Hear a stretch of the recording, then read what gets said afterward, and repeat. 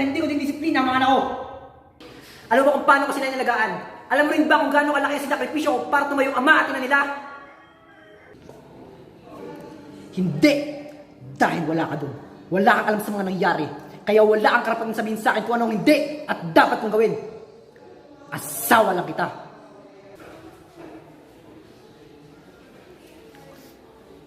You're absolutely right. Yan lang ang tingin mo sa akin.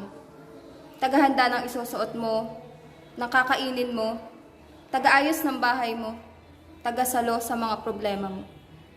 I was never your partner. I'm just your wife, kaya hindi mo ko nire-respeto.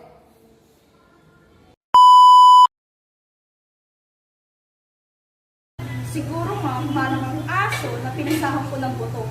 Pero yung butong pinasa ko sa'yo, akin yun, asawa ko yun. Nakamuntik mo na ang agawin sa akin. Sa tingin mo nakalimutan ko na yun? Hindi ko nga alam na may ibang babae sa buhay ni Edward noon. At nung nalaman ko, nanggulo ba ako? Hindi ba nanahimik na ako? Eh di sana, pinanindigan mo na. Dahil ina ako, Jack!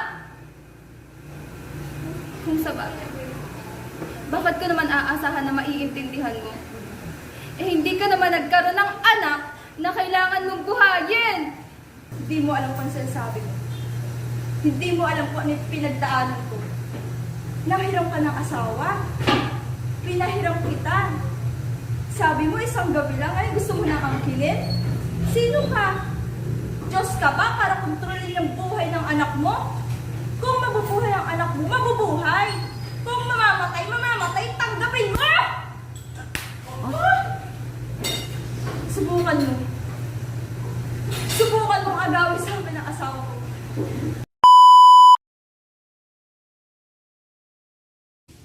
Kapatid mo pa pala ako? Kasi parang di ko napansin yung sa 5 taong pag-iwas mo sa akin ng dahil na naging boyfriend ko yung ex mo. My God, Alex. Katapos ng lahat ng ginawa mo sa akin, umasa ka pa, nakakausapin kita. Break na kayo nung pumasok ako Pumasok ka sa eksena, kaya tuluyan kami nag-break. Nag-break kayo dahil iniwan mo siya. Pinagpalit mo sa trabaho mo sa Amerika. That was for a future. For future mo mukha mo. Sabi mo talagang ambisyosa ka. Tapos pinili mo kayo, di ba? E alas masiraan ang usit siya itong iniwan mo. Kaya pinasukan mo. Ilang beses ako lumapit sa'yo para balikan siya. Kaya pala walang 6 na buwan kayo na. Oy, wala akong tinago sa'yo. Sinabi ko sa'yo na dinidiskartehan ako ng ex mo. Tinanong ko pa nga sa'yo kung okay lang ba maging kami. Ang sabi mo, oo, And okay you lang. really believe that I'm Eh mad? ano ba? Yun yung sinabi mo Read eh. between the lines, Eh Alex. pucha, di ako plastic. Plastic ka.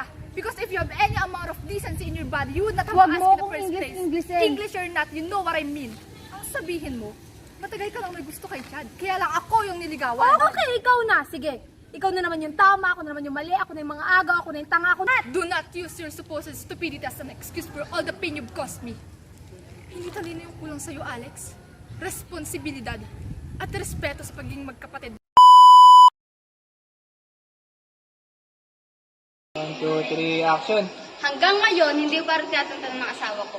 May pa-text-text ka pa, ang kapal ng mukha mo. Huwag mo kang hinaharangan yung tinagaan. Ikaw yung nag-text sa akin, di ba? Ikaw yung gumagawa ng paraan para makalapit sa asawa ko. Gusto mo ng gulo? Wow!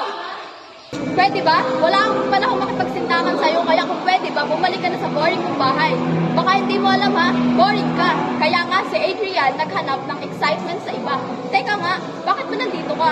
Hindi mo pa rin ba natatanggap ha? Na naging akin si Adrian. Akin siya. Akin siya. Walang sa'yo, Nicole. Akin lang ang asawa ko.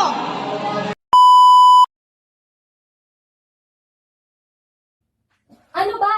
Hindi nga ako nasisiraan ng ulo. Kasama ko boyfriend ko. Kasama ko si Gio. Mia, wala kang boyfriend. Maniwala ka naman sa amin, no? Mia, lahat ng lakad na ginagawa mo, lahat ng iyon, imahinasyon mo lang. Madalas kausap mo lang sarili mo. Ito, sketch. Naisip ko it will help you move on. Move on from what? From everything that's keeping you from moving on. Bakit? Ano bang alam mo sa nararamdaman ko? Alam mo ba lahat ng pinagdaanan ko? Hindi. So stop acting like you know my pain. Stop acting like you own it. Sabi pwede mo sabihin sa akin kung kailan ako mag-move on. Kahit si Celine. Kahit si Celine nakasama ko sa lahat, na alam ang lahat, hindi pinakalman ng mga desisyon ko. Hindi ako si Celine. So stop comparing me to her. Tama! Hindi ikaw si Celine, and you will never be Celine. Celine is dead. Hindi na siya babalik, Ellie. Pero hanggang ngayon, umaarte ka pa rin na parang nandito siya. Nandito siya dahil nandito siya. Kung nandyan siya, nasan ako? Anong lugar naming mga gustong magmahal sa'yo?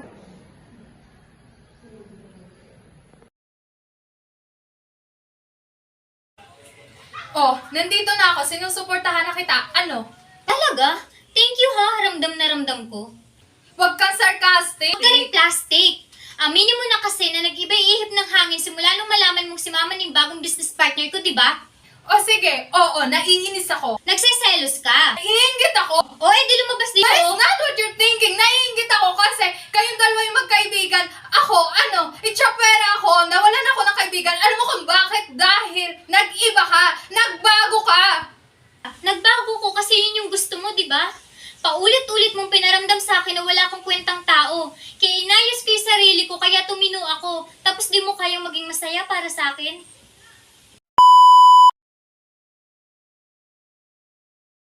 Kung mamamatay ako, babalik at talaga sa kulungan at mabubulok ko doon. Let's do it!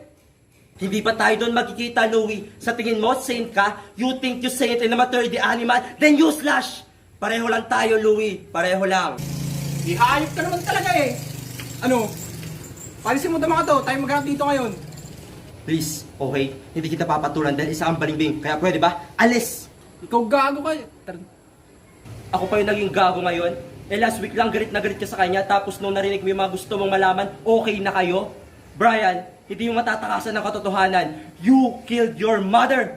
Hindi akong tarantado, ikaw. Hindi mo naman kailangan gawin, pero tinuloy mo pa rin.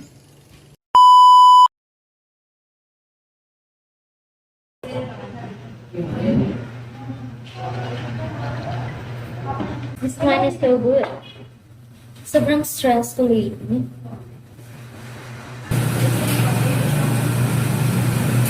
What happened to the dog?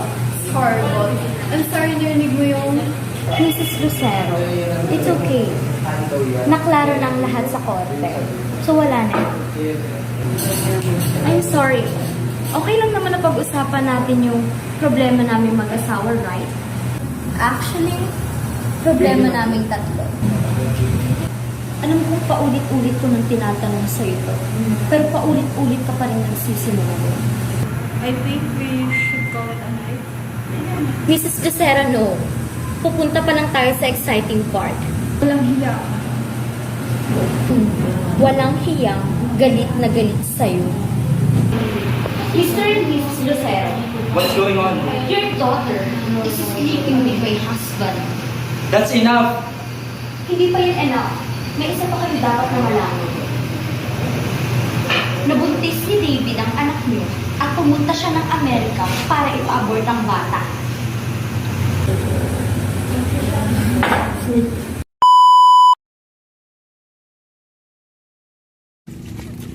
Bakit? Magkikita ulit kayo ni Alex? Kakaalis niyo na nga. Akala mo hindi ko alam? Bakit? Kating-kati ka na? Kulang pa? Baka nakakalimutan mo, nasa bahay kita, Sylvia.